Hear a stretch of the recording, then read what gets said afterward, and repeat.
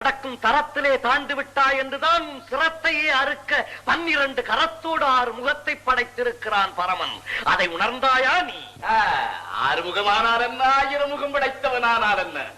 இந்த சூரனை வெல்ல உலகத்தில் இனி எவனும் பிறக்கவும் இல்லை, இனி பிறக்க போவதும் இல்லை. உன்னை வெல்லவோ கொல்லவோ குமரன் தேவையில்லை. நானே என் சொல்லினால் சுட்டு விடுவேன். ஆனால் அது வேலவனின் வேலுக்கு பெருமை இல்லையே என மன்னித்தேன். போ.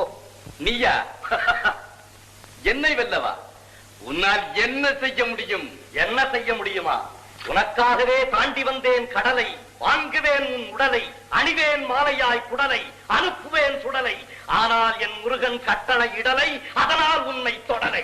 வீரபாகு, எங்கு வந்திருக்கிறாய்? எந்த இடத்திலிருந்து எதிர்வாதம் செய்கிறாய் என்பதை நினைவில் வைத்து பேசு. புரிகிறது. நான் இருப்பதோ வீர மகேந்திரபுரி. உங்களுக்கே இந்த கோபவெறி. அமரர்களை கொண்டு போய் ஐயன் பாதத்தில் சேர்ப்பதே நல்ல நெறி. இல்லையே